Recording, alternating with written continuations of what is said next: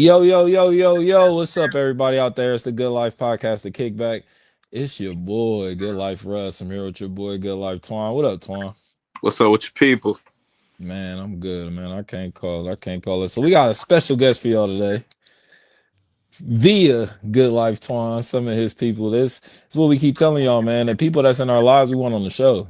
We don't want Drake. We don't want the Pope. You dig? We want everyday people. We want the people that look like you, that live like you, and people you may know. You dig? So go ahead, Twan. Bring in our guest, man. I know it's a big honor for you. It's definitely a big honor, man. Have Big Bro on the show, man. This guy, man, he's been somebody in my life for about the last, I've been out like about 11, 12 years, man. You know what I'm saying? It was an honor. I met this guy cutting hair. I took my date to go get her nails done, man. He offered to cut my hair for prom, man. And you know what I'm saying? He been big bro ever since, bro. When I say an honor, man. Real good dude, man. But nobody better to introduce their self. You know what I'm saying? I'm gonna let my man Ray give himself a shout out, let you know who he is, tell you a little bit about himself. Hey man, what's going on, everybody? Man, it's an honor, man. Shout out to Russ. Shout out to Twine, man, little bro, man. That's my guy. Actually, it's been 15 years, Twine. Don't short yourself. Uh, yeah, They gonna know how 20, old I am, bro. Chill out. 10 years, 10 years. 2010, boy, 2010. But nah, man, my name is Ray. You know, more than just a barber, Lindsey. Man, I represent Against the Grain Sports podcast. We podcast Uncut. Man, it's just an honor to be here, man. Listen, we gonna talk our talk today. We gonna do what we do. So, man, I shout out to y'all, man. I watched y'all show several times. You know, I think this is y'all fourth installment, man. So I'm honored to be at the beginning stage of it, man, and blessings on y'all show to watch it grow. Appreciate it. Appreciate it, brother. Yes, yes. That's love, man. Thank you for saying that. So, And it's for glad sure. to get to know you. It's glad, you know what I mean? I get excited about these conversations. 'Cause hopefully even the people at home are learning and they're seeing themselves in these spaces and these conversations because this is vital to mental health is us reaching out and utilizing each other. You dig? Not just using each Yeah, other, but to yeah, utilize. for sure. So if you don't mind, just give us some insight. Where you from? High school, some things about you. Well, shoot, man, I'm from Dayton, Ohio, born and raised. Um, I grew up in DeSoto Bass, man. One of the hoods of the west side of Dayton.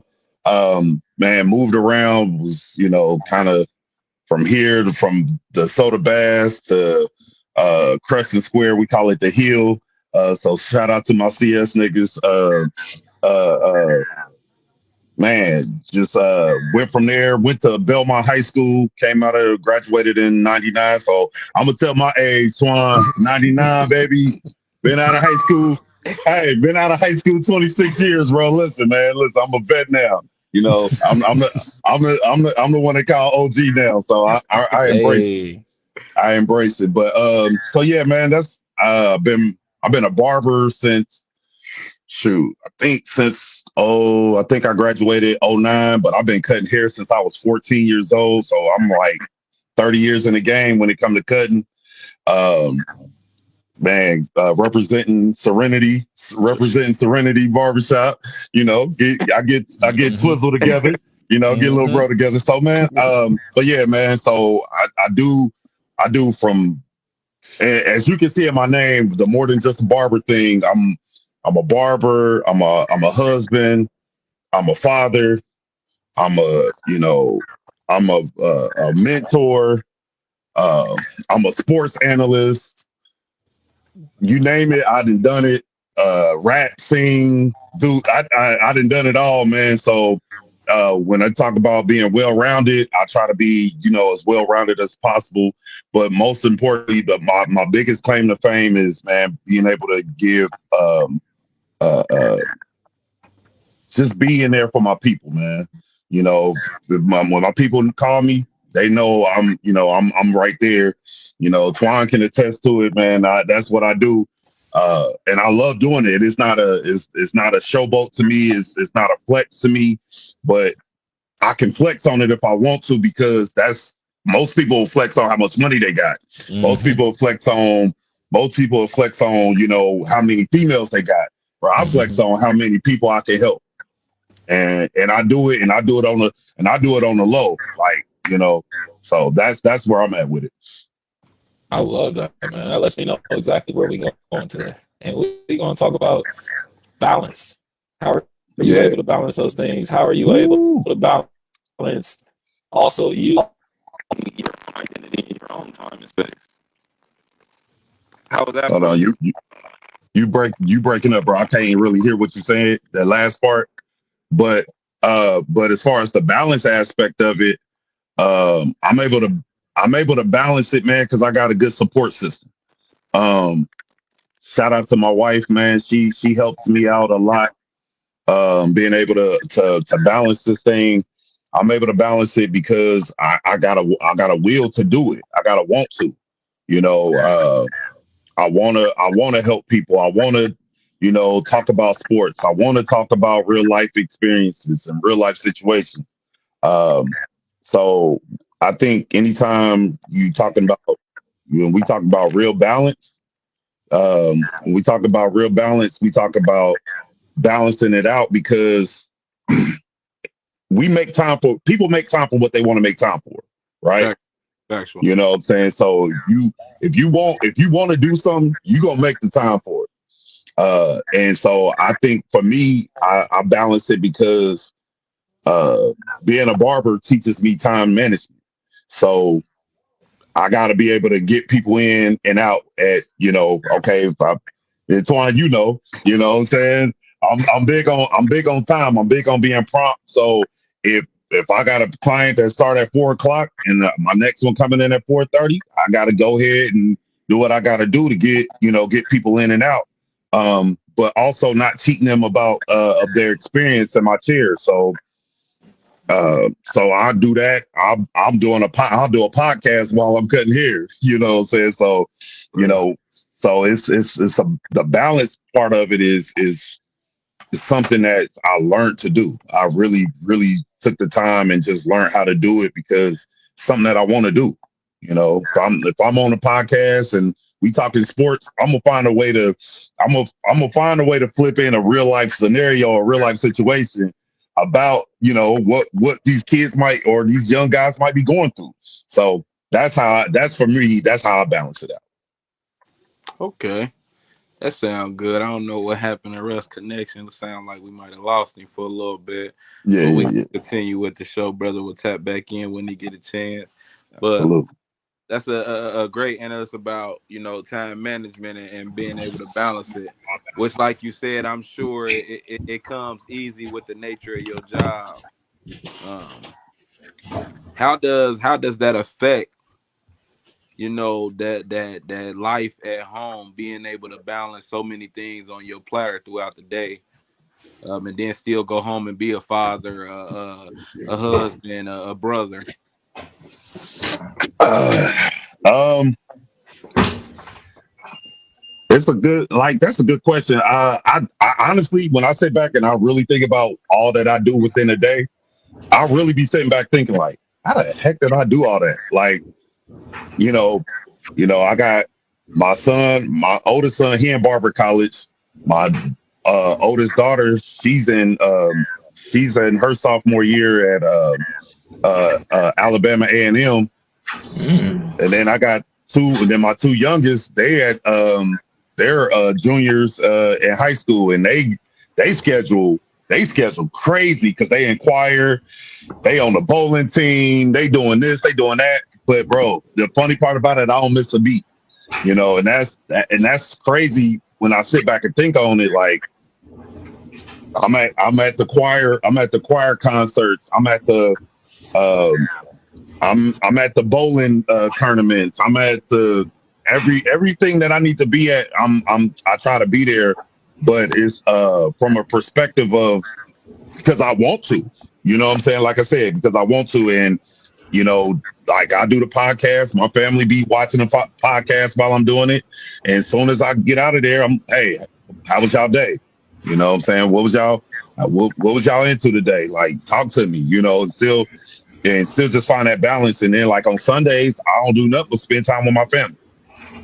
You know what I'm saying? Don't do nothing but spend time with them. You know, I watch my sports, I watch my football and all that stuff, but I'm involved, when it come to that. And spending time with my wife and doing all this stuff, man. I try to be those things, Players mess up all the time, but yet still, if I mess up, then I strive harder to try to go harder the next day and the next time and the next time. And I don't look at anything that I've done, any mess ups, any failures, any shortcomings. I don't look at them as failures. I look at them as lessons, and I bounce back from them.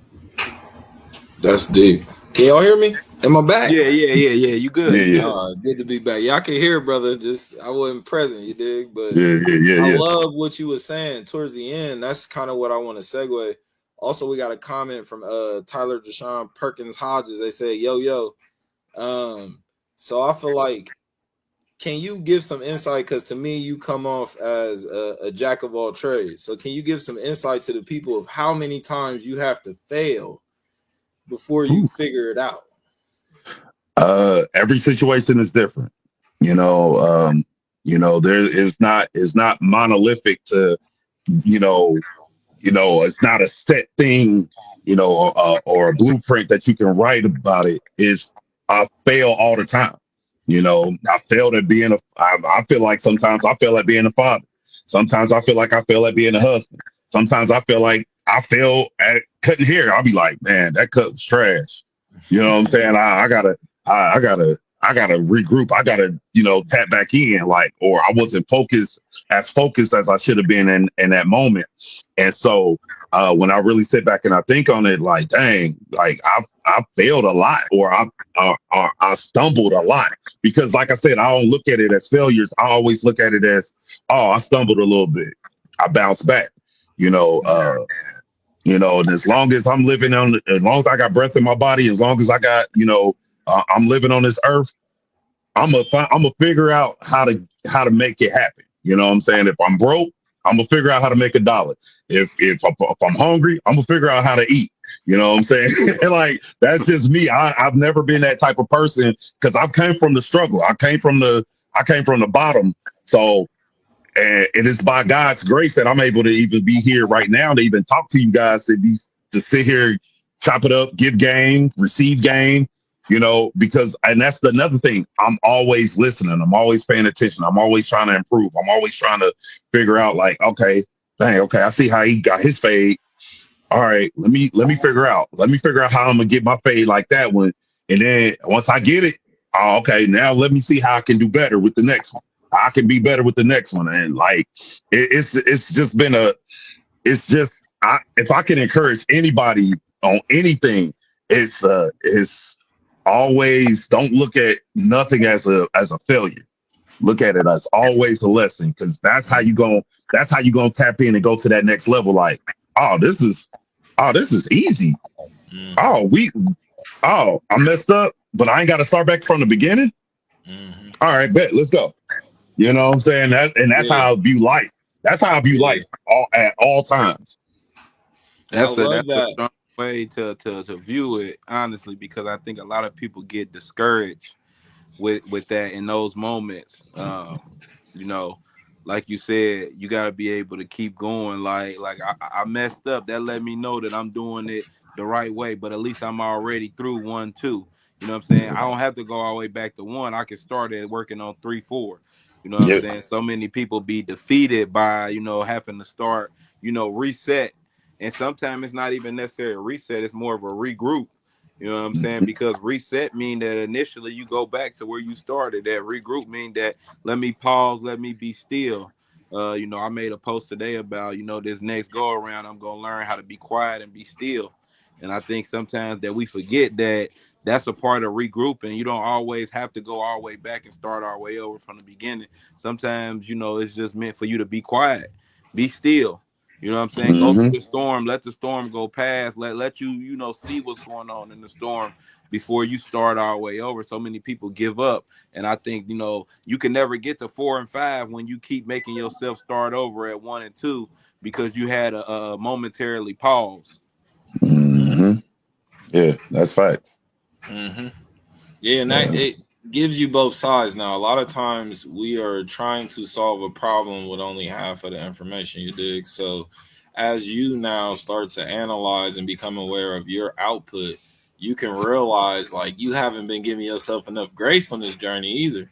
And sometimes we too tough on ourselves, you know, and Yeah. we set the bar too high for us to give ourselves a compliment or to acknowledge, you know, I did a good job. You Yeah. know what I mean? And the older and wiser I get, I realized I had to lower the bar for that. I had to stop waiting for like a graduation or a diploma to acknowledge that I did something good. I did something good for myself. I did something that was Yeah. challenging. I made myself uncomfortable. And I started to just use that waking up every morning. Like, you know what? I'm Yeah. grateful. I'm alive. Yeah. Yeah. But so to that, I look at it like this. This is what I ask my kids, and I'm gonna ask y'all guys this question too. I really ask pretty much everybody. What do you define as success? Ooh. For me, success, especially because I'm an author, I'm a poet.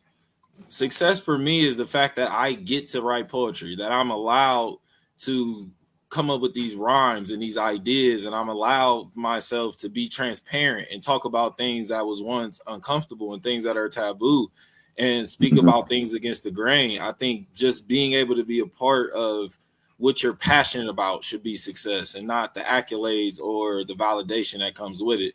But for me, it's my acknowledgement that this is not who I am. I'm great at this, but there's so much more to me than just this. Mm-hmm. Mm-hmm. Twan, what you view as success? It's funny because I kind of said it last week on the show, kind of like success, rich, it all equal the same thing to me. I get to do something that I enjoy doing. When something is not a job to me, I feel like I'm successful at it. You feel me? Like, because no matter how many times I may fail at it, I never get discouraged. I keep going because it don't seem like a job. It seems like a journey. It seems like something I'm learning. And as long as I'm still learning, I'm succeeding at it. You feel me? Like, so I look at that aspect of anything in life that me being successful is me being able to do something that I don't feel like is work. When I Mm-hmm. can make money off a hobby, I'm successful. When I can sit back and continue to get up and do something I love and not have to worry about, man, is it gonna be like this today? Hey, I don't care how it's gonna be because I love doing it. However it is, I'm waiting for it to come. To me, that's being successful, man. I feel like rich is not being able to go and buy land somewhere that I never even want to experience. Being rich is being able to get up and move. Yeah, and that's that. Yeah. But not. And he made his Hey. point. but to that point though, like the way I view success, it's more of all right, you complete a task. Like you said, you write poetry, right? Yeah. So this is what you love to do. So you penning you using your pen game, right? Yeah. In that, once you all right, you set out today, you're gonna do your podcast today, 8 o'clock from 8 to that's what you chose to do today. You set out a goal, whatever your goal was for that day, and you complete it. That's a success. Mm-hmm. And sometimes we looking for the home run, and sometimes we just need to, a little if we could just bunt it and get to first base, that's a success. Because my thing is this, I'm trying to help the team win. You know what I'm saying? My team is my family, my workers, my coworkers at the shop. Me and my sister, we business partners. So when she knocks one, when she hit one, the whole team is running those laps around the bases. Yeah. If she knocks one out the park, we all running those laps. If I knock one out the park, we all running those laps. And so the way I look at it is sometimes we looking for that big thing. We looking for the riches. I don't care nothing about riches. I don't want to be rich because I know I'm gonna be honest with you. I don't even feel like I got the integrity to handle millions of dollars. If I could just be real, like I don't even feel like I got the integrity to do that. So guess what? I know for me, I know where I strive at. I strive with just being that guy that's like, oh man, if I got resources, I'm gonna show you how to get to the water so we can all drink. Yeah. You know what I'm saying? And that's the thing that people miss that part of it. Everybody's out for themselves and they're not looking at the team. And for real in the Black culture, we used to be about community. Yeah. We wasn't for self. We was for community. So everything that I've done, like when I played sports, I played football, I played basketball, I ran track. And track was so unique to me because it was like I ran my individual race, but it was still for the team. Mm-hmm. You see what I'm saying? So if I ran a good time on the 200, if I ran a good time on the 100, if I jumped real high, if I cleared 6'2", 6'3" on the high jump, if I jumped 23 feet on the long jump, I'm helping the team.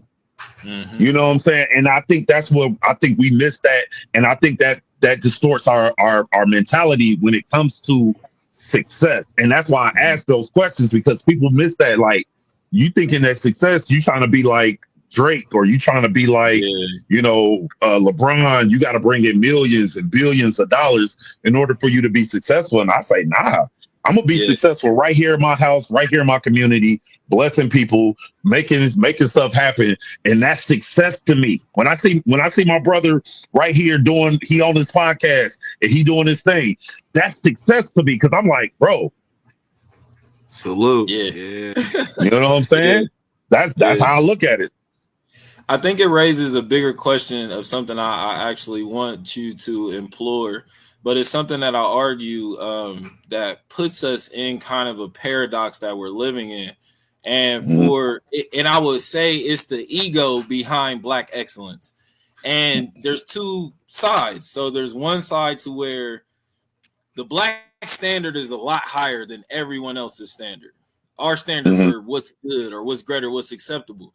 So we put that on each other, and in a positive light, we've got Prince, we've got Michael Jordan, we've got LeBron. You know what I mean? Like, you can see it.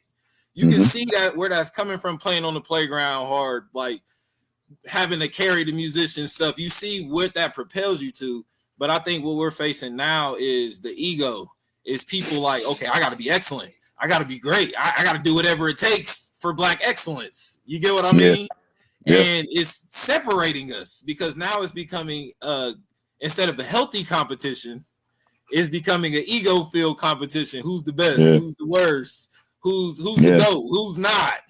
I call that imprisonment of the mind, boy. Yeah. Like, So how do you feel we help ourselves with how critical we are of each other, and how do you feel we have room for improvement for how critical we are? I think you said it best earlier. We don't give ourselves enough grace. You know what I'm saying? Understanding that it's not something that you just gonna get right off the top. You know, like, and my thing is this: we can be the Michael Jordans, we can be the LeBron James, we can be the Princes, we can be the Michael Jacksons. But are we willing to put in the work? Sometimes we look at the right now. Oh man, they doing this and we want it right now, but we ain't willing to put the work in. And so the ego tells us, and especially in our society today, is that, oh man, you should get that. You should have that. That's yours. That should be yours. And I'm like, but what work are you putting in? Yeah.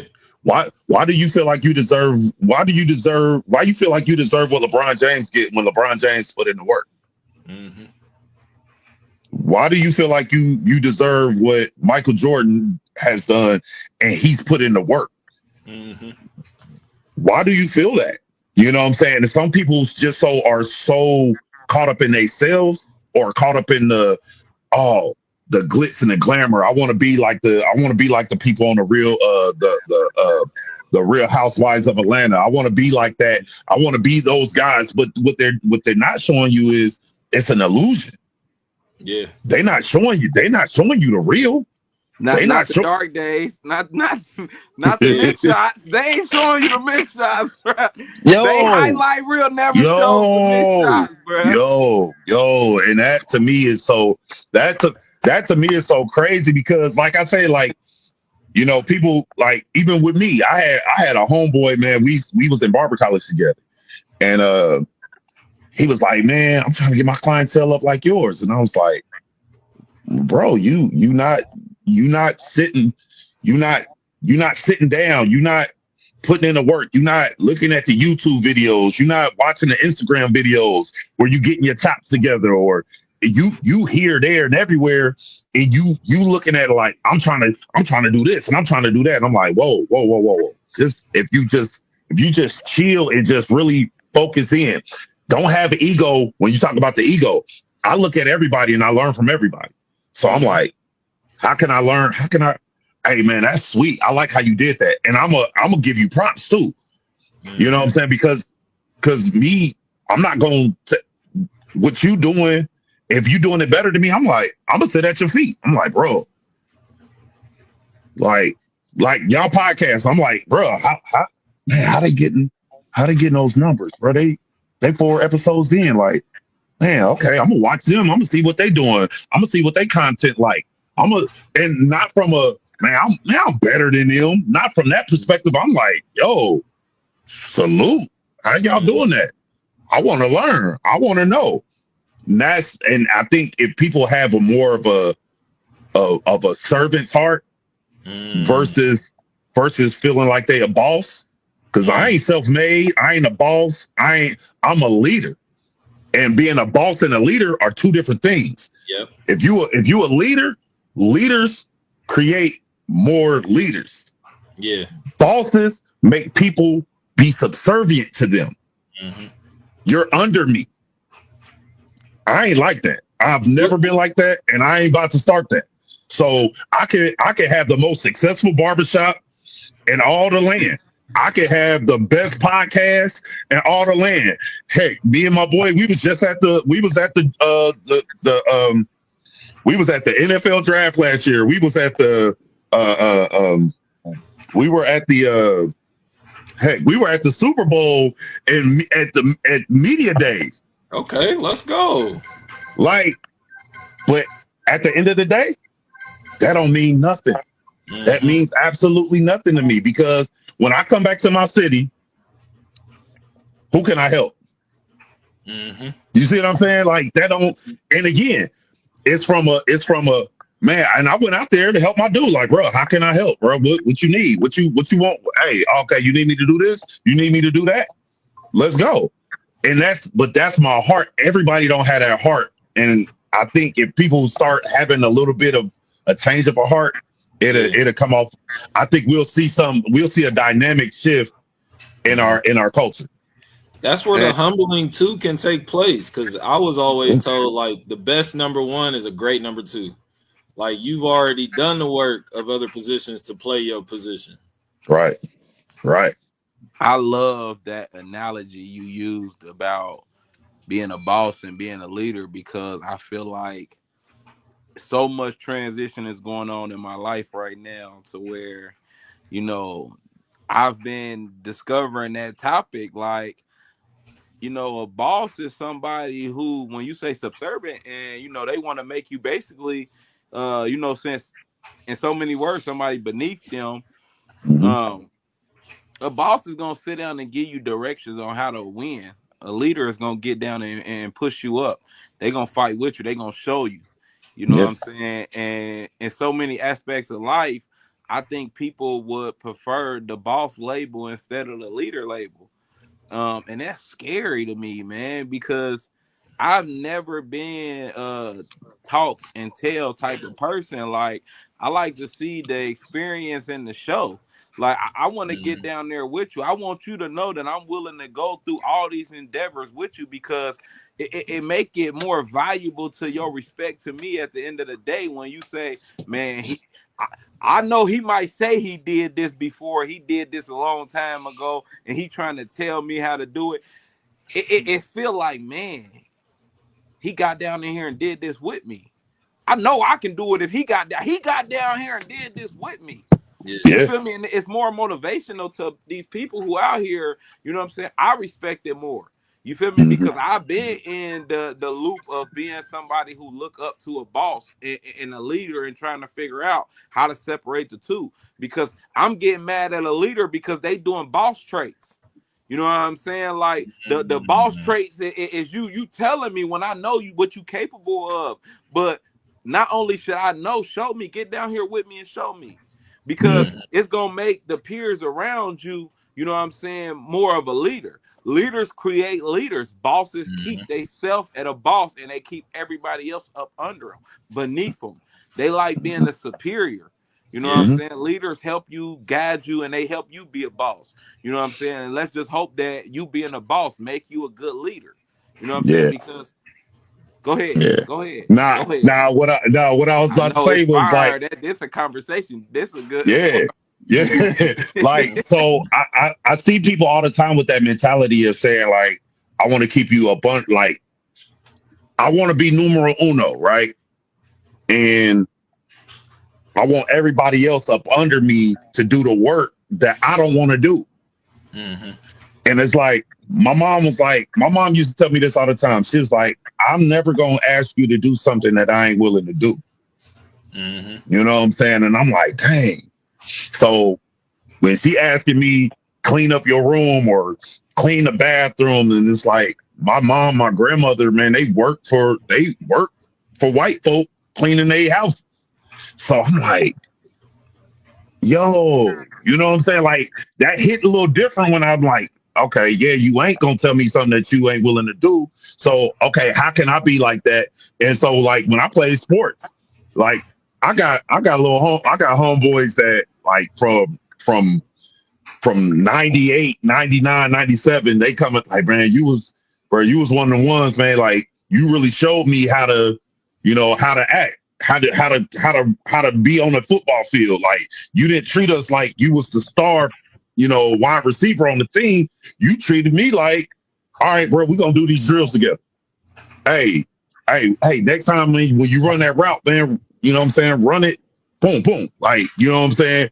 Give them a hard fake and go to the, you know, like that's me. I'm always been that guy. Like I'm always trying to be that teacher. But I think if more people had that mentality, and I think it's a lot of people out there that's like that, but the media wants to push the boss mentality. But I don't believe that there's more people that's trying to be bosses than it is trying to be leaders. I just think that sometimes people don't know the difference. So, Yeah. you know, it's almost like if you know better, you do better. You ever heard that line? You know what I'm saying? It's like if you know better, you'll do better. But sometimes they can't do better because they don't know. They ain't been shown.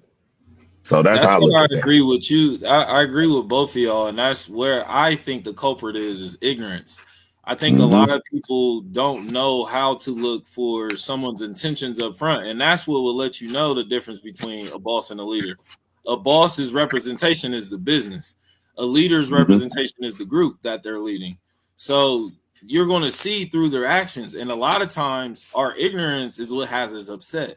We're upset because we're looking for a leader out of our boss, and every boss isn't a good leader. So the boss, Absolutely. again, represents the company. So if you find them doing something that represents the company and you're upset, that's on you. You didn't know who you was dealing with. You didn't know your position in this, the contract that you signed when you came in here. That's why they had you sign it. You dig? And a leader, that's going to come. They'll never be in a position to where they have to stay at the top, because sometimes being a good leader is allowing someone else to lead this project or this idea or this year. So being a leader, you have to be flexible. A boss is not designed to be flexible. They're designed to do what's best for the company. A business is designed to make money. That's it. They're not designed to be your friend. They're not designed to have the best color and best logo. They're designed to make money. So a boss is there to represent the business interest. That is it. And it's impossible for everyone to be bosses. Who's going to be the employees? Who's going to work all these businesses that we opening up if everybody's a boss? Hey, man. Hey, my grandmother used to say this. She like, everybody want to be, all these Indians want to be chiefs. And I'm like, what the heck does that mean? But then I got older, I was like, yo, that makes all the sense in the world. Like, hey, like, y'all want to know some crazy shit though? What up? I always felt like the best part of being a chief is being able to go back and be an Indian. Like being able to realize that, that's kind of what we talked about in our first show, that foundation, that root. Like, I feel like every boss should know how to be a worker. You know what I'm saying? Every boss should be able to relate to being a worker. And I don't gotta, of course, like you said, we heard it from our grandparents. Everybody want to be a chief. Nobody want to be an Indian. And I feel like the significant part about being the chief is being able to knowing how to go back and be an Indian. Like, you know what I'm saying? If I don't know how to put the work in, how can I expect you to even respect my vision of you being an Indian? You know what I'm saying? Like, you looking at me like, nigga, you telling me to drive the boat, and you ain't never even put this motherfucker in drive before. Like, what's going on here? Like, that ties into those intentions. And sometimes it's easy for us to assume someone's doing something the same reasons we're doing it. They wanted to be a chief because they like that hat and they like that nice hut. You hear me? And they want to eat more than everybody else. They don't want to be a chief so they can lead. And that's how you know the difference between a boss and a leader. Most leadership roles isn't looking for a boss. They're not promoting bosses. They're not encouraging, bosses and employees. They're encouraging, we all can govern ourselves. We all can cook. We all can grow food. We all can take the kids to school. So let's not try to appoint that to one person and force them to that skill, because we may be having somebody driving the bus and they're the best physician. Yeah. And that's what's happening right now in society. So many people love the allure and the glamour of what they think they want. But a good chief makes you a good Indian because you have perspective. You know both sides now. So now you have discernment. When you only have one side, you cannot solve an equation. You don't have enough information. You know what I mean? That's facts. That's facts right there. And I think I really think that that's a thing that we as people, especially in the Black community, we got to get out of that. And I don't even want to say the crab in the barrel mentality, because one thing I learned about crabs recently is that crabs are they eat each other. So in real time. So it ain't even that. It's how did they even get in the barrel in the first place?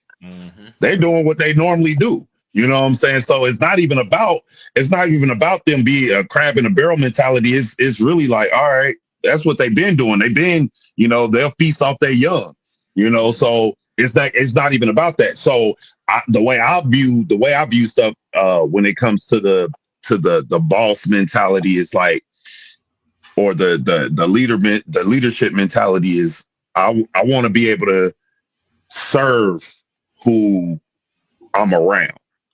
Like my whole job is servitude in a sense, but that's not a popular phrase. That's not even like when I sit down and I'm, hey man, put the cape on the boom, man. Hey man, how you doing, bro? I'm delivering a service every time for everybody who sits in my chair. So guess what? I'm a servant to you for that time that you're paying me for my services. But even I'm gonna treat it like you paid me $1 million for that 30, 45 minutes that you in my chair.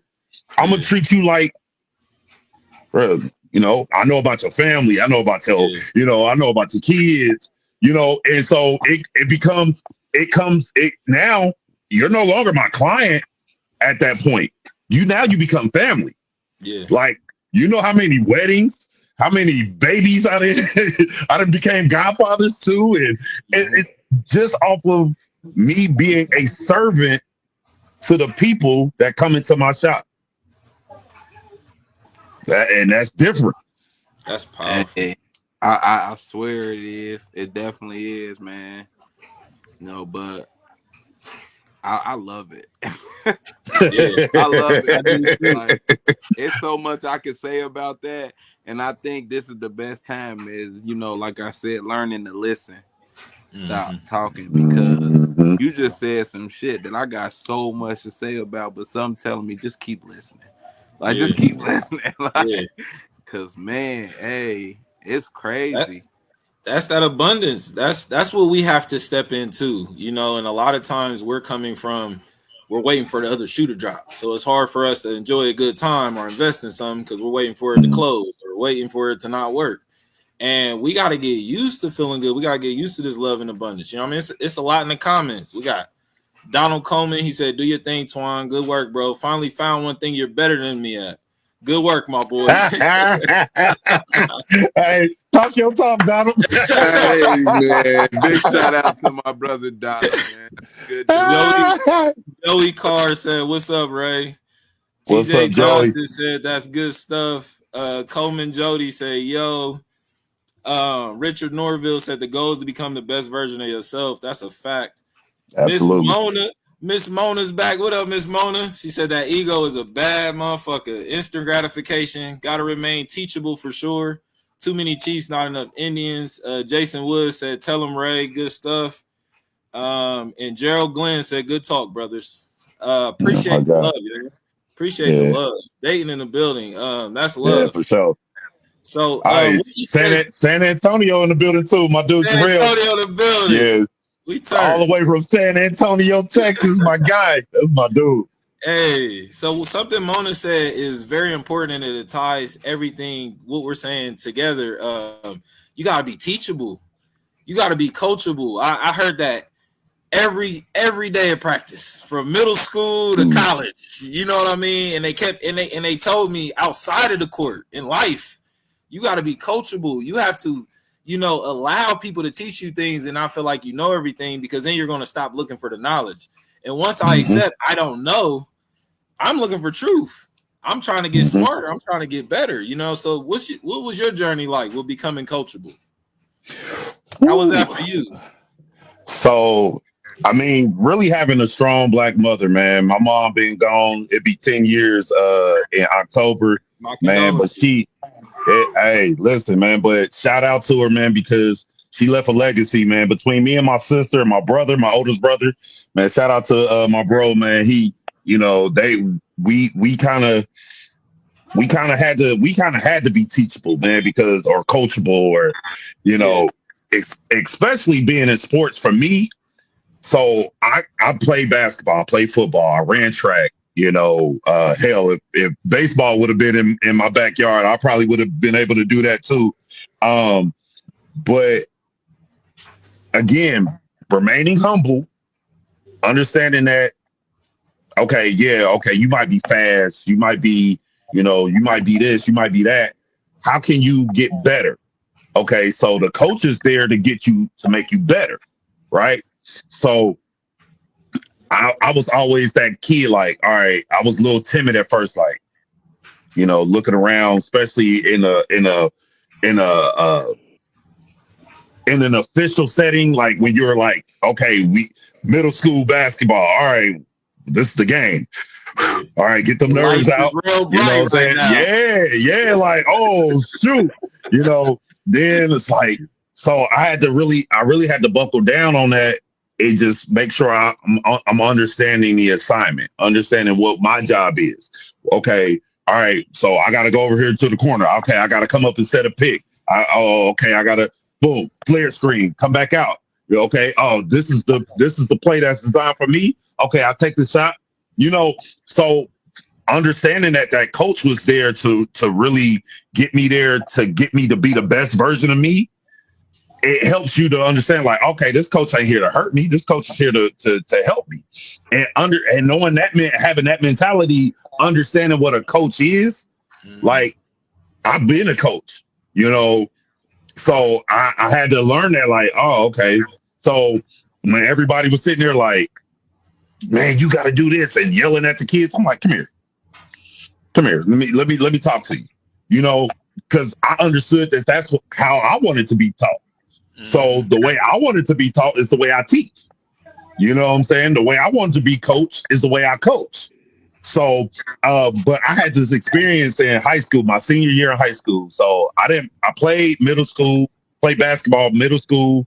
I didn't play my freshman, sophomore, or junior year of basketball. So I get to my senior year, our head coach, he goes on a little binge. He leaves the school after he selected the team. So now we got a new head coach. The season is 2 weeks away. So now we gotta, you know how that goes. If you play basketball, you know. And so it was like the coach really wasn't feeling me. The new coach wasn't. The old coach was. So I had to really like buckle down. Now I had a choice to make. I could have been like, man, you know what? Forget it. I ain't playing. I ain't played no other time in high school. So I'm gonna play now. So I really just got to the point where he sat me at the end of the bench, and I was buried there. I'm talking about for a minute, knowing I was probably one of the most athletic people on the team, knowing I had some of the best defense on the team, and given the right opportunity, hell, I could have been one of the leading scorers on the team. Yeah. But it is what it is. So I just remember how it went. I was sitting there, and man, my dude was like, man, we should quit. We should just quit. And I'm like, nah, like for what? Like quit for what? And do what?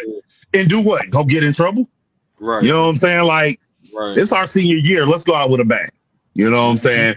And so I kind of like kept my homeboys in the fold. Like, bro, we gonna continue to play. We gonna continue to show up to practice. And I'm talking about in practice, I worked my ass off.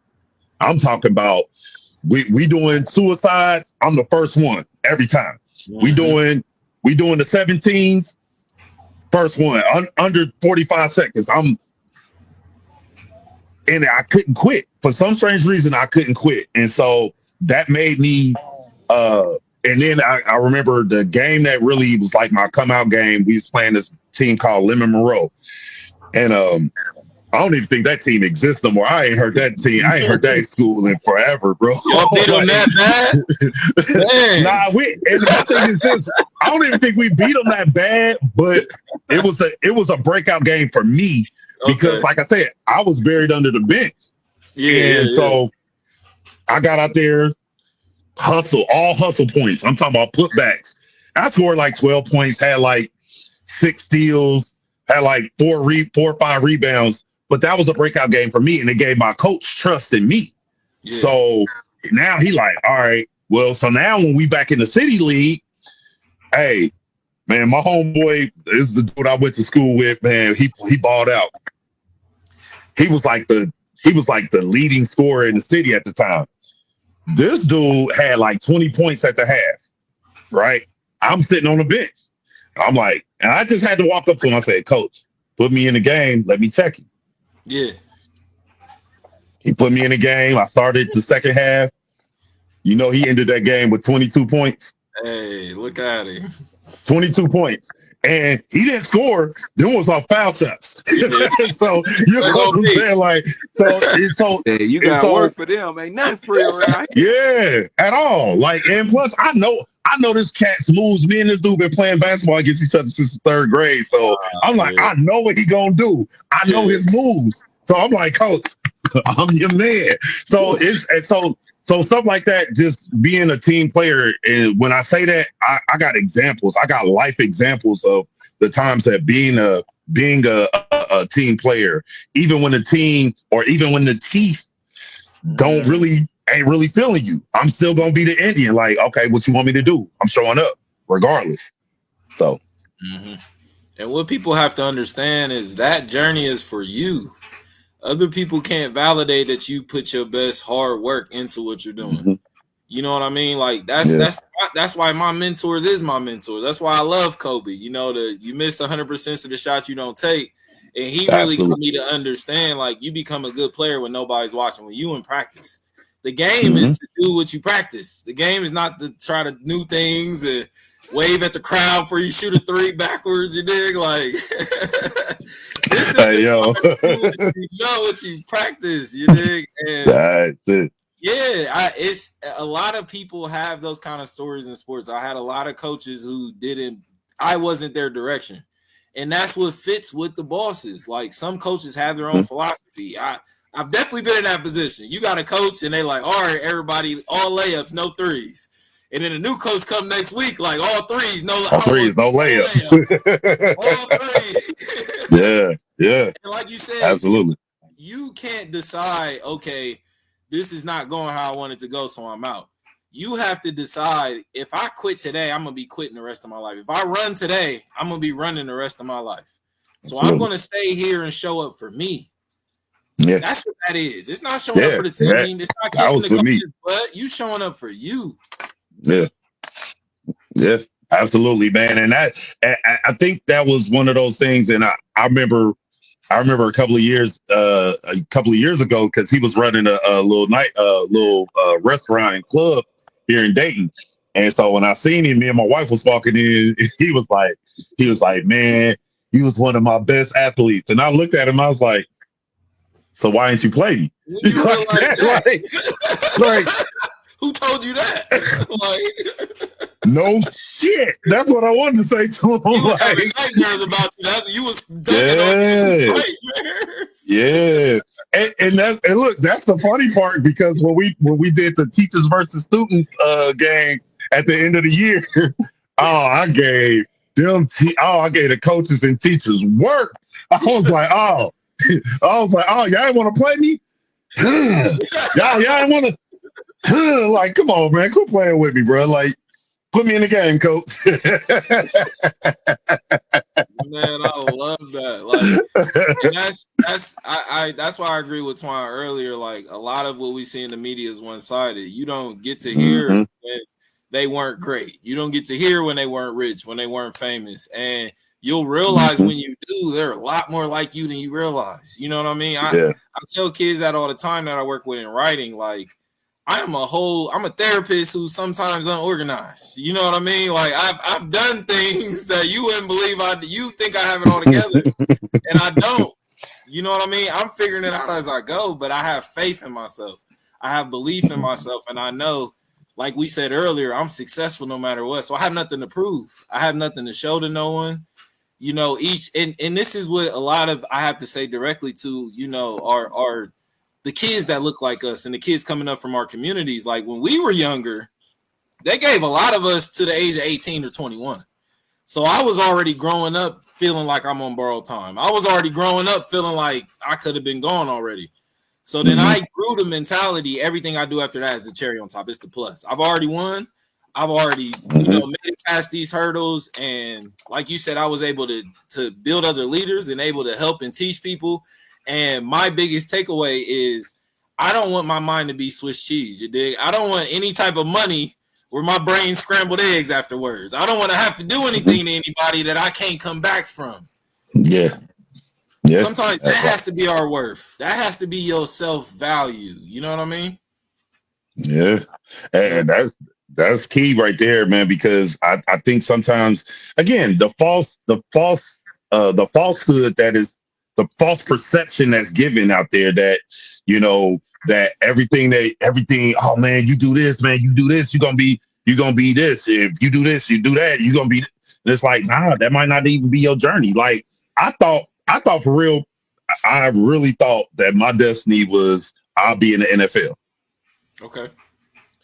I really thought that. You know, I'm talking about every school from here, you know, to the West Coast, to the East Coast, to the South. Like, I had all the schools coming at me. I was a 6'2" wide receiver that was 190, that could run 4.40. You know what I'm saying? And that time, that was lightning fast, you know? Yeah. So, but I really thought that was my destiny. But when I sat back and I thought about it, I'm like, hold on. So if I would have went that route, what would my life look like had I went that route? And I knew that wasn't God's destiny for me. When I sat back and I thought about it, I'm like, dang, okay, I'm 21 years old now. I got a baby. You know, I had my son at 21. I'm like, hey, how am I going to, you know, how's this going to work out? And I really just had to really sit down and buckle down, like, yo, what are you doing this for? Who do you do it for? You know, and having my son, even though the circumstance and the situation wasn't the best of who I had my child with, Mhm. it was still one of the best situations for me because it taught me how to be patient. It taught me how to be humble. It taught me not to pop off because I was one with a bad attitude. I was like, I'm fighting at the drop of a hat. You say something smart, I'm going in your mouth. That was me. So, but when I really sat back and I thought about it, I'm like, yo, if I go and pop off in this dude, if I go knock him out, what is that gonna look like for my son? What do I look like trying to tell him, like, nah, man, there's ways that you can handle stuff differently. You ain't always got to pop off on the deep end. You ain't always got to, show your hand. You ain't always got to do A, B, C, and D. And I really, when I start living for him, and then realizing, like, and in turn, I'm really living for myself, but I'm living for myself on a different trajectory. It changed how I viewed life. It changed how I wanted to do life. It changed that my purpose and my mission wasn't even for me. I'm not even living for me. I'm living for other people. I'm living for my kids. I'm living for my kids' friends that come over to our house and they seeing like, yo, man, your dad really just sat down and had Bible study with us. Mm-hmm. Man, your dad really just sat down and chopped the game with us. Yeah, why not? What y'all want to talk about? What y'all want to do? You know what I'm saying? Or your dad really sat down and played the game with us. He did karaoke with us, or you know what I'm saying? Whatever, like, or giving them just a safe space. Cause man, listen, a lot of these kids ain't having a safe space that they can go home to. Yeah. So provide a refuge for them. Like you said, you're doing helping kids, and I know Twan's heart is for kids because I seen him at work with it. So I'm like, so again, get out of ourselves. If we can get out of ourselves and get out of our own way, man, I'm telling you, we'll be dangerous. Yeah. I think one of the key words that you said to everything and to loop it up is perception. You know what I'm saying? People fail to realize how big that word really is Mm-hmm. because what it looked like to me may not be what it looked like to somebody who never been in this storm, somebody who never had to go down and actually, go through these endeavors and these trials. You know what I'm saying? Like, perception is a major key. What it look like to your kids, friends, you know what I'm saying? All that it ties under perception. And I think at the end of the day, when we can, loop that word into realizing that I can write a sentence on the board and it can mean 10 different things to 10 different people. You Yeah. know what I'm saying? Perception is always key. Being a leader, being a boss, all that goes into the perception that you put out. You know what I'm saying? Like, being a good leader don't necessarily mean that your perception is good. Some people Mm-hmm. might still have a terrible perception of you. Oh man, he ain't shit. We hear Mm-hmm. it the most. You know what I'm saying? To me, that's one of the most motivating statements ever. He ain't shit. You don't think so? Well, let me show you. I'm about to give you a different perception of why I Yeah. ain't shit. Like, you know what I'm saying? Like, Nah, that's perception is, real. is, a, is, a, is a major key and it's a major word to a lot of things that I think we overlook so many times. You being that daddy that your kids can come to and, oh man, your dad played the game with it. Oh man, your dad actually sat there and had karaoke. Your dad actually listened to this bullshit that we listen to, even though we know that this ain't his era of music. This is something that he not Mm-hmm. fond of.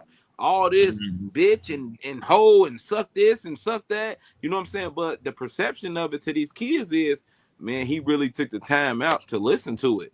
Even though we know that this bogus and we know this don't mean nothing to him, we got this perception of who he is now because, once again, a difference between a boss and a leader is somebody who able to get down and fight these wars. I'm able to get down and lift you up instead of always looking down to pull you up. I think people get too comfortable with pulling you up because that's the perception that they like to see. They like to see you beneath them. They like to see you up under them.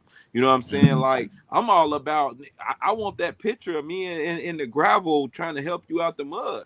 Like, Yeah. I want that perception to me. I never want nobody to say, "Oh man, he was this and he was that and he looked down." Like, nah, that should never be the case.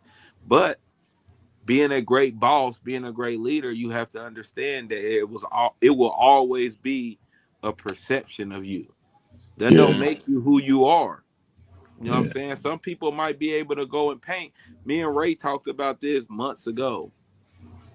it's crazy how, you know, when you know somebody and you know them, you know, nobody can just come up and tell you anything about Mm, them Right. because your mm, perception of them is already built based off the Mhm. works and endeavors and trials that they showed you who they really are.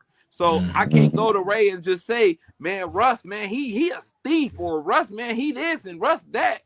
I can't say that to Ray when Ray like, man, I ain't never had that perception. I never known him to be a thief.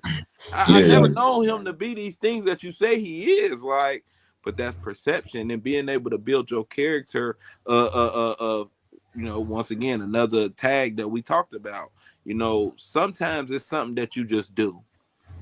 All right, things that you just do, they turn into habits.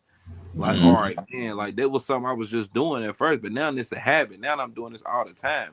Once it become a habit, it turned into your character. You yeah, Mhm. feel me? Like that's who you are. This ain't no longer nothing that you just do. Like this became a habit so much that your habit done became a character to you. Now my perception of you is nigga, you a thief. Like you just steal Yeah. all the time. Like Yeah. yeah, you know what I'm saying? Like, yeah, but you know that's the weary and weakness. I keep saying it. Wickedness of the times that we live in. You know what I'm saying? Is realizing that our perception of somebody is dangerous. You know what I'm yeah, saying? It's important for us not to pour our perception onto other people's because you know we might be telling the story of when somebody done us wrong, and we might be infecting the story of somebody who never seen that person do wrong. Mhm. yeah. And I was gonna say that too, because sometimes we can tell a story about a person, and later on in life, that person might be the person that this person that you're talking about might need. That person might need them later on. Mhm. Because my thing is, I told my little brother this. He had a little situation. I was like, hey man, you not what you do. Mhm. And I think that's key. Like you got to remember, like, okay, I might have done this, but like you said, the more and more you do it, it becomes now it's becoming you because you continuously do it. But if but at the same time, it's still not who you are. Because Mhm. who you are at the core might be something totally different. So you can't you can't look at or view somebody because they might have did you wrong once.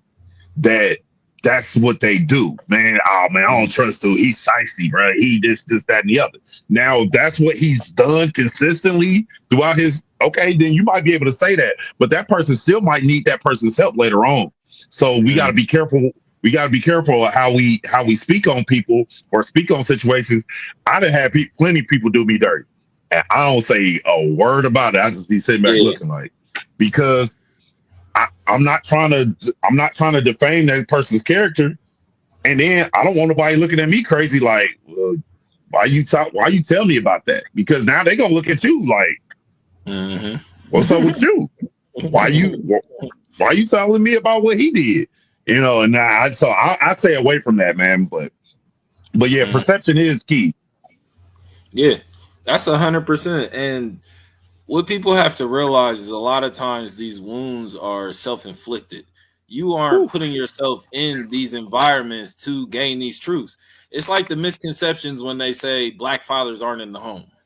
And then I see people online like, yeah, none of my black friends are in their kids' lives. You dig? Like, you're not putting yourself in these. I know plenty of black fathers, more than I don't, that are Right. active, that are in their kids. That's like we said, that's a prerequisite to my friendship. Like, if you ain't a father to your kids, we have nothing to discuss. We would never be in the same places. We don't eat the Absolutely. same food. I can assure you of that. You hear me? Hey, Yeah. Russ, go tell them folks you got 3 black brothers online right now that's all in the house. All Like, black Active. dads. Active. Active. yeah. You know what I mean? So it's like, Ooh. yeah, it's easy for you to overlook or miss something when you're not putting yourself in the way of seeing it. And some people want to live in that stigma. They want to live in that perception, so they have an argument. It's ego. They don't want you to be down bad, but they want to have a rebuttal in case you ever try them one day. They want to call you a bad dad or say, you know what I mean? Where's your kids? Mhm. And when Yeah. you live in a certain way that these things aren't your reality, people are not going to want to be your friend. Like these are the nuances a lot of younger people are having. It's an identity crisis. They have to be accepted by everyone. They don't like rejection. They don't like when you have different ideas and opinions. And I feel like this is one of the wrenches that's kind of like driving a wedge between us, because now we can have, like you said, these two people need each other, but we've already created a dysfunction and disconnection in their life 10 years ago that's just been festering and unattended. So now when they have to come together, it could be baking the bread for the city. We all have to miss out. You know what I mean? And like I tell people, I never know. I believe in karma. I don't know what my future is coming. So I treat everyone right, because you might need to give my kid a job one day. They car might break down and one of y'all driving by. So as soon as you look at them and they look like me, go help them. You dig? That's the life I want to live with you. Go help them. But I don't want to move in a way with you that you keep on driving like, oh, I know who kid that is. They on their own. Like, people don't think that far, you know, and that ties into what we were saying about parenting. A lot of things you're constructing and building in parenting, you might not use for the next 5 years. This might not even be yours. You dig? But this is your responsibility, and that will put us into a higher realm of responsibility, because there is fault and there's responsibility. And everything that you're not at fault for, some things you are responsible for, so on and so forth. Some things is your fault, but not your responsibility. Our children, you dig? So it's now we have to ask ourselves, who are we? And I ask myself that every day. And the conclusion is I'm a man of honor. I'm a man of character.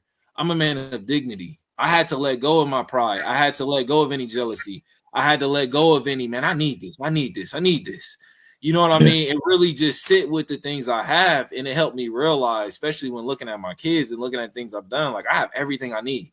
I would be remiss to ask for anything. And there's people living outside right now with nothing every day. So what could I possibly need so bad that these people are going without? And they don't even think about that in their life. You know what I mean? And it's the media. It's the media. We don't have any truth. So if the media tells you we the most on welfare, you're going to believe it. You know what I mean? You're going to teeter with maybe they telling the truth, maybe they not. So I was literally listening to a pod today, and bro was saying, it's called the Grits and Breakfast podcast, but bro was saying basically grits and chitlins, excuse me. But he was saying a lot of people, when they say I'm trying to get out the hood, they're not saying like I'm trying to get away from black people. They're saying I'm trying to get out of this poverty mindset. I'm trying to get out of repeating the same cycles. I'm trying to get out of seeing my homie get killed in the street. I'm trying to see me having to potentially go pick something up and go do something. You hear what I'm saying? Like, and we can all do that together. We all in the same boat in that sense. We all have this sense in need of peace, but we don't always feel at peace. We don't always feel like I can recall my brother for this situation because he might take it too far. You know what I mean? So it's like now we have to start everything we were saying, everything we was doing on the show. We have to start with these conversations. Yo, brother, what can I do to make you feel safe? Have I offended you in any way recently? You know what I mean? And us bringing those things to light, because sometimes we assume things are all good because people ain't communicating. Right. Yeah. And I think, but again, to have those kind of conversations, you got to be, first of all, you got to be, you know, at peace with yourself, number one. And you got to be humble enough to be able to do that, because people really do go through life thinking that, well, it's their fault. Yeah. And they did that to me. You know what I'm saying? And really be on some little boy stuff, and that mentality don't fly when you're an adult. And we got a lot of grown little boys out here, grown little girls out here. That mentality, they're old, you know. And like I remember being at this one spot, and me and my homeboy was talking, and he was saying, yeah, y'all little young dudes, y'all don't, you know, yeah, y'all can't tell me nothing. I was like, so, and he was saying something like, my dude was like, man, he was like, man, what makes something? He's like, man, y'all some little young fools. And I was like, but I know a bunch of old fools too. Yeah. And I'm like, and he was sitting there looking like, what do you mean by that? Like, nah, I'm talking to you, because for you to have that mentality, that lets me know you don't know nothing.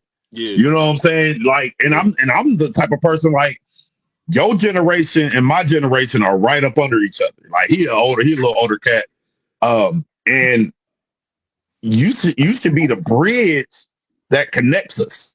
Yeah. You know what I'm saying? But yet still you want to say we don't know nothing. So I don't tear down the generation that's behind me, because I'm like, all right, well, let me show you. You know what I'm saying? Let me lead. Let me be an example. Let me try to be an example. Not saying that I got it all figured out or anything, but what do you need? What resources do you want or do you need? Like let's figure it out and let's go from there. And if you can't do that, then that mentality is always going to push the next generation away. And that's why we see a lot of the young guys now, they're out here with a whole bunch of lawlessness because they don't care no more. The hope is gone because ain't nobody trying to teach them the way. Ain't nobody trying to give them the game. Ain't nobody trying to be like, come here, young fella, let me disciple you. Come here, young fella, let me mentor you. And then when you try to do it, they like, man, because for real, who the person that they wanted from is probably their dad. Yeah. That gave up on them. And this is coming from a guy who didn't have his father in his life. Knew who he was, named after him and everything, but wasn't there for me. Like you was there long enough to give me your name, but you wasn't there long enough to teach me the game. Mm-hmm. And what it meant. And he had the game. Yeah, and that's another prerequisite that I see a lot of times because people don't understand what it would actually be like growing up a Huxtable. You dig? It looks good on TV.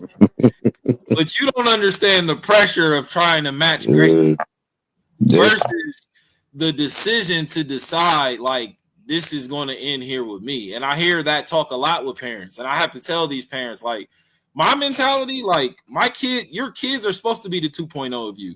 They're supposed to get your game and learn from their experience. They should, mathematically, they should be better than you. That's the point. If you're intent, and you can see it when that's not their intentions. They only want their kid to be just enough for eye level. Yeah. You should be better than me. That's a quote that, you know what I mean? One of my favorite quotes. It says, if you have to feel tall standing up while everyone else is on their knees, you have a problem. Yeah, that's good stuff. That's good stuff. Yeah. You know what I mean? Yeah, absolutely. Like, and I think that's the like, I see a lot of parents trying to live, vicariously through their kids, especially when it comes to sports. And I'll be like, well, why? Like I was an athlete. My kids, they're not necessarily that, but what they are good at, I'm like, dang, they got art, they got art, music, and all that stuff on their table. And I'm like, all right, well, let's put you in this school because this is an art school. Let's give you the canvases. Let's get y'all the paintbrushes in the like. Let's feed our kids what they are good at. Let's see what direction they go, and let's feed that. Let's hone in on that.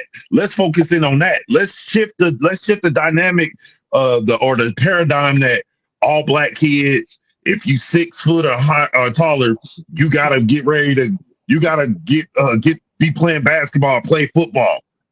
All the kids don't like that. You better be dunking too. You better be dunking through your legs. Yeah. And then for my kids, I'm like, yo, I don't want that pressure being on them. They like, man, you don't play basketball, man. Your dad was a hella athlete. And I'll be like, nah, that ain't them.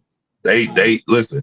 And I boost them up. I'm like, man, my son, my daughter, they great singers. Man, my daughter just was in Vegas last year. The year before that, she was in Boston for an art competition, bro. Like my son is going to state competitions. He just came back from a state competition in Cleveland. Like I'm bigging that up because that's what they own. So guess what? Round of applause for him because y'all listen, y'all ain't gotta do what I do. Yeah. My story ain't y'all's story. My son might be 6'4" playing the tuba. He might be just playing the violin with 350 pounds on it. Yeah. But like, I'm here for it. I'm here for it. That's a lot of the problem with today's society. There's so many parents pour their dreams and aspirations on their kids. Like, and like you said, that's a lot of weight for a kid to carry, man. Like having to understand the difference between, is it okay that I'm 6'3" and I want to play the piano? I don't want to shoot the basketball. You know what I'm saying? Like, I want to bowl a ball down the lane instead of going out and throwing a football down the field. Like, Yeah. Once again, I love this word. We imprisonate our mind into thinking that it's only one way. We black. Oh man, you 6'4", you better be on the basketball court. Man, you too damn big not to be on somebody's football field. It's like, bro, I don't like being on the field. I like cooking. Like, motherfucker, you Yeah. feel me? Like, I'm 300 pounds because I like to eat, not because I want to tackle somebody. It's all these new food groups. It's like, Hey, come yo, on. that's real talk right there, bro. But Like that's real. That's absolutely real, though. Nah, for real though, just being able to have those, you know what I'm saying, aspirations and knowing that it's a difference between, you know, knowing that, you know, like I said, I might really only want it this way. Like, we got to be able to boost our kids even in, let's be comfortable in uncomfortable situations. I love what you said. That's the best way that I can word it. I love what you said because it made me think about something else, and you are 100% right, 100% right. And we're gonna get there. Nate Overstreet threw up the flex. Mona Brown said, "Salute to the." What up, Nate? Mona Brown said, "Salute to the strong black mothers." Andrew Williams said, "What's good, Ray?" Mona Yo, said, Andrew. Andrew said, "Ray is preaching and Russ is speaking the truth." That's a fact. That's what we do. Yeah. Something you said actually stuck out to me, and there's another side of that too that we have to realize. A lot of parents, since we have so much stress and pressure on us, we're not being mindful that we're not always being joyful. And sometimes your kid wants to hoop because they only see you having fun when you hoop, and when you cook, you mad, and when you talk to their mom, you mad, and when you drive, you mad. So they don't want to do it. You know what I mean? They thinking this is making you mad. I don't want to do these things. And they only see you talking to your friends and having fun at the gym. Yeah. You dig? So What's that word? What's that word I use, Russ? What, perspective or another word? Perception. Perception. Perception. That's the only perception they see. Yeah. Like you said, that's all you being angry when you cook, you being angry when you drive, you being angry when you talk to their mother. Like, that's the perception that they see, whether that's the truth or not. That's the perception that you giving your kids. You know what I'm saying? Like, not to cut you off, but I mean, I just love that word and how it fit in, it tie in into so many situations. Like, perception is everything, man. Like, you got to be aware of the perception that you putting out in front of your kids, in front of your bosses, your coworkers, your family, your friends.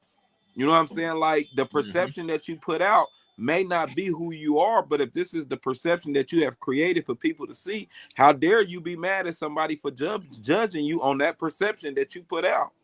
Yeah. I had a situation, man. I have like one morning I had a real bad morning. And my son, this is a matter of fact, this is when my son was on his the state competition thing, right? So the state choir, it was a state choir competition. Okay. So I was like, I was taking my daughter to school, and man, I'm talking about what nothing working right. Matter of fact, my son was about to leave. Man, battery died in my car. I'm trying to get my daughter to school. Man, when I finally get the car started, this daggone, I had like 2 or 3 cars trying to like run me off the road, bro. And like I was about to go there, and I you know, I'm a CCW holder, so I had that thing. I was like, man, but in the back, I'm like, my daughter right here, right? So I'm like, and I just was sitting there talking to her about some stuff, man, and I just remember I was like, and this one person did like just was riding up on my tail, and I just wanted to clock out for real. Yeah. So I literally was like, you know what? I had to really sit there and have a talk with myself. I said, you know what? I'm not gonna let this ruin my day. Because I always had these talks with my daughter, like, you can let one thing ruin your day, or you can let that one thing slide and have the best day of your life. It's true, but it's up to you. It's up to you which day, choose this day, what you gonna choose. Like what you gonna do? Which way you wanna go? You gonna choose violence today, or you gonna choose peace? And I was just like, you know what? And the rest of the ride home, I'm like, man, I get to sing it in my head, or I'm singing out loud. Me and my daughter, we start having fun. I was just like, I'm not about to let that ruin my day. And so she looked at me like, we never said a word, but again, leading by example is how you perceive those things that go on. Because a lot of it was just to get me worked up and get me all off my square. Mm-hmm. But had I let that happen, I could have been a bad witness or bad testament to my daughter. But at the same time, now she's looking like, oh, okay, I see how dad handles stuff. I see that he's not a road rage type of person. I see that he's not, he went and he figured out how to get his car started. He figured out how to do this. My dad worked it out. He figured it out. And so that's the things that you want to let your kids see. You know what I'm saying? Not that everything is going to be perfect. I want you to see that, listen, I'm frustrated, but this is how you bounce back from the frustration. Yes. And they need that. They need both of those sides. It's something that we spoke before too about, Twan, and your kids knowing who you really are. And sometimes I think we try to hide too much from our children. Like, I'm not in a good mood, and when I'm not pleased with their output, you dig, with the things that they said they were going to do. This is me holding you accountable. This is not me straight like that. You know what I mean? This is allowing me to hold you to a higher standard. And that goes full circle with what you were saying earlier about what you were taught. I can't hold anyone to a higher standard than I hold myself. I can't expect you to handle these things a certain way if you've never seen me handle those ways. And that's how a lot of parents back themselves in the corner. You know what I mean? You smoking your cigarette, telling your kid not to eat McDonald's. You got to pick a lane, fam. Either poison is cool or it ain't. You dig? You can't. That part. You gotta pick a lane. What we doing? Because you setting the tone. You the leader. So the leader. Hey, all y'all went to elementary. All y'all gym teacher was fat. Chill out, man. Hey. Gym teacher, science teachers and historians. They had to be. Oh my God! Nobody else wanted to do it. Hey, I call flack for this, man, but I made a post about 5 years ago, and I was like, man, can't no heavyset person be my personal trainer in the gym. And I'm talking about they tried to ring me for saying that, but at the same time, I'm like, I'm not going to him or her to get me in shape, and you ain't in shape. Why? Why would I do that? Why would I ever do that? And I'm like, and it's like, well, you fat, you body shaming. I was like, no. I was like, that's just my stance. Like, would you go to an unhealthy doctor? Right. Hey, man. Make that make sense. They do. You're not gonna go to. I want to ask them that. They do. I mean, I ain't never seen a healthy 100% gym teacher right. when I was in elementary, but I never seen a healthy gym teacher when I was in elementary. Bro, but it lets you know like that there's so much fake outrage. You know what I mean? Because ain't nobody gonna shame a heavy set chef. You expecting them to be like that. You see what I'm saying? They cool with that.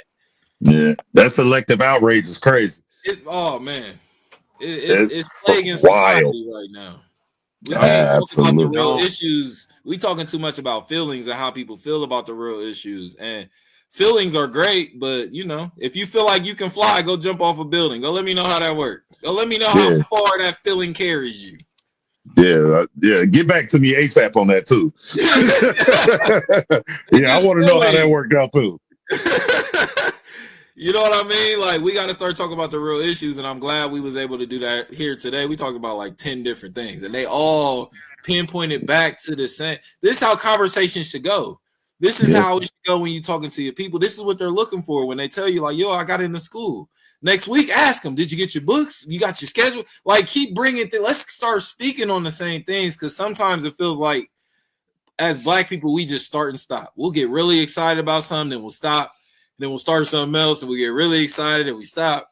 And it's like we got to start pouring into the things that we actually wanted, the things we're passionate about. I'll say that. Mm-hmm. I think people get comfortable with just step 1 and 2. Like Yeah. nobody ever want to go see what 3, 4, 5 is like. Like I can 1 and Yeah. 2 to death. Like I 1 and 2 this situation, I 1 and 2 that situation, and I think people get too comfortable with being that 1 and 2 person instead of actually, you know what I'm saying, completing more, wanting more. You know what I'm saying? Like so, Yeah. let's not be, fearful of what 3 and 4 may hold. You know what I'm saying? Like let's go figure it out. Yeah. You got to learn who you are. You got to identify who you are for you to be intentionally in that way. So a lot of people, a lot of us had to be the pioneers, but they don't know how pioneers work. They don't understand that you are the first one to cultivate this land, and once it's done, you got to go somewhere else and do this again. You don't get to stay here and kick your feet up on the beach. That's not your position. Your position is to do it without a guide, without a book, without a teacher. You have to become the teacher and the student at the same time. So the first thing before that takes place, I love that you said looking within self, because it's healing. You got to heal all that baggage. And we got so much baggage that we've learned to be strong enough to carry around. But the problem is you get tired, so you might leave this bag at your sister's house. You leave this bag at work. You leave this bag at the gym. So now everywhere you go reminds you, oh, I got something I ain't do. I was mad yesterday cooking. And you don't have any solutions. You don't know what else to do. Like you were saying, that's all they know. That's all you know is attitude. You were raised by attitude. You were raised in chaos. Yeah. And I think what that does is it sparks fear in people. And and so I seen this quote earlier today, and it was talking about fear, and it said fear doesn't stop death, but it stops your life. It stops you from living. You know what I'm saying? And so, the Bible says God has not given us the spirit of fear, but of power, love, and a sound mind. And so in that, when I look at that, I'm like, okay, normally we think that, okay, the opposite of fear is, being courageous and being and all that stuff. And it's like, nah, the opposite of fear is love, because you know what I'm saying, people kill because they fear you. You know what I'm saying? But I want you to live, so I'm gonna give you love, and I'm gonna show you that this is what's giving life. So if you're fearful about everything, it'll stop you from your plan. It'll stop you from your purpose. It'll stop you from your dreams. It'll stop you from, all your relationships, whether it's with your wife, your husband, your children, your friends. It'll stop all of that because you're so fearful because this world is so jaded that we're going to the fear of, oh man, see, this person gonna get me, so I gotta get them before they can get me. And it's like, so you living your life waking up every morning thinking that somebody out to get you? How is that living? Yeah. How is that living? Yeah. Yo, like that mindset. And guess what? All we doing is pumping fear into them, from the stuff that we watch to the stuff that we listening to. Like that stuff is pumping fear in us. Hey. And it's stopping us from living. I hear stuff and I, relate it to other stuff, because all I can hear is the Medea movie where it's like, you think somebody trying to get you. When Dr. Phil was talking, you think somebody trying to get you when you're the one that got to get you. Oh man, nah, hey, you stupid. Nah, you stupid. And I remember that too. You done for that one. It's funny how the mind works. Yeah, absolutely though. It's just so relatable to my everyday life, man. But see, that's a good thing to do. Like if you can relate stuff and see that it can relate to something funny, because I can find humor in anything. But at the same time, because I just don't I take life serious, but I don't take it too serious where I don't get to enjoy it. You know what I'm saying? That's what, and it goes back to what I was just saying about the fear. The fear will stop you from being able to live. You can't see no joy in anything. Like if you look at what's going on in the economy right now, you're looking like, oh, well, what we gonna do? People losing their jobs left and right, and my heart goes out to them. But you still got to be able to not operate in fear, because it depends on who you depend on. Are you dependent on yourself? or are you dependent on a higher power? Are you dependent on the government? And so many people have become so dependent on the government that they're not able to see the light at the end of the tunnel. So I don't operate in fear, and I'm advise anybody that is, man, you got to come about that fear, man, because that's a bad boy, and it'll stop you from being able to live the best life, or as my people say, the good life.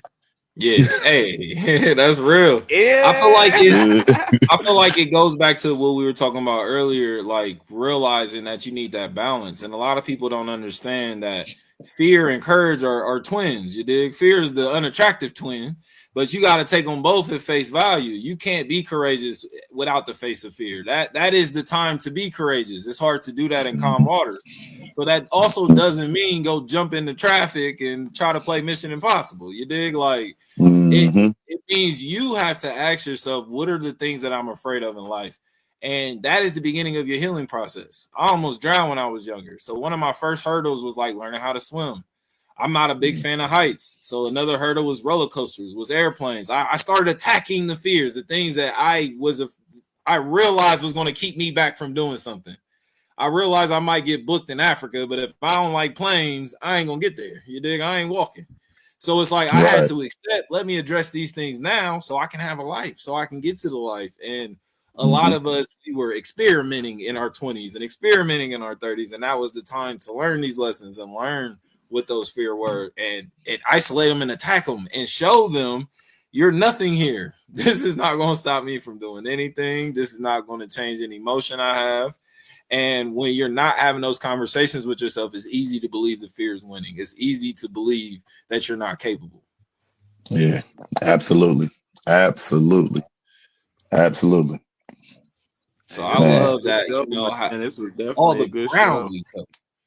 we cover so much ground. So much ground. Can you let them know where they can find you at, brother? Man, hey, I'm around. But I mean, like I said, I'm as y'all can see, my tag says more than a barber. I am a licensed barber. I am co-owner of Serenity Barbershop. Me and my sister run that together. Barbershop, hair and nail salon. We'll be moving into our new location in probably like the next 6 months. But y'all can find me at Serenity Barbershop. You can find me on Facebook at Ray Lindsey. You can find me at again, I'm with Against the Grain Sports podcast, so you can find us there. We got great content about any sport, basketball, football, boxing, women's basketball, WNBA, anything that y'all want for the sports. You can find me there, or you can find us there. You know, my man Jody Coleman, he was one of the guys on there. Jarrell Glenn. Most of those people that was in those comments earlier was from Against the Grain Sports. So I appreciate their support, man. Those my guys. Andrew mic'd up Williams. He was he's one of our guys as well. Donald is a part of Against the Grain Sports too, unofficially. So man, we just do our thing, man. So we do our podcast every day, either 1:30 or 7:30 during the week, or we go sometimes at 11 o'clock on the weekends. So if you subscribe to us on YouTube, or if you subscribe to us on Facebook, you can find us and you'll get the alerts. So when we go live. That's love, man. That's love. So something we do here is tradition. We always want to leave something behind as our legacy. So what do you want to leave for the people? What do you want to leave for younger you? Or what do you just want to leave behind? Man, I think a lot of stuff that I want to leave behind, I think I said it earlier, but one thing I would say is don't be afraid to take chances. Don't be afraid to take risks. I remember being that guy. I walked off my job and my dude was looking at me like, bro, where you going, man? What you gonna do? And man, my grandmother looked at me like, who gonna take care of you? And I just remember just like, man, you know what? I gotta do something different. And I took the risk. I took the chance. I walked off my job. I went to barber college. and the rest is history, man. And that was like in 2007, 2008. And I didn't look back, and God has been faithful. He's been faithful to watch over me, watch over my family, not never having a never going hungry, never going without. So he's blessed me. So I want to lead that. Man, take the risk. Take the risk. Jump off the porch. Jump. If you got a parachute, and if you don't got a parachute, jump. You know, because it's the only way that you're gonna know if you can really fly. That's real. That's real.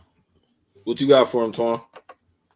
I'm gonna keep it short and sweet and simple today. You know, like I said, a post I just made, and I want everybody to take this into their everyday life right now while we going through this process. Every day is different. I want y'all to be still, be patient, and be quiet. Like, you know, I definitely feel like those three acronyms is gonna be, you know, the win to this year. You know, be patient, Yeah, be still, and be quiet. That's real. I love that. yes, sir. I'm gonna leave y'all with lead everything in love. We have to get out of the survival mentality so we can live in abundance. And we have to start giving love through abundance and stop giving the last we have and what we actually require to be our best selves in the name of being loved. So lead everything you do with love. Put love in the forefront, and I promise you will have no regrets in life. We love y'all. This has been another rendition. We're gonna see y'all on Monday. Shout out to Ray coming through. Shout out to Twan putting us on. This is what we do, y'all. This is what we do. So make sure y'all follow everybody. Our names is listed. Be great. Share this, like this, talk about it. You know, we see y'all next time. Peace. Peace.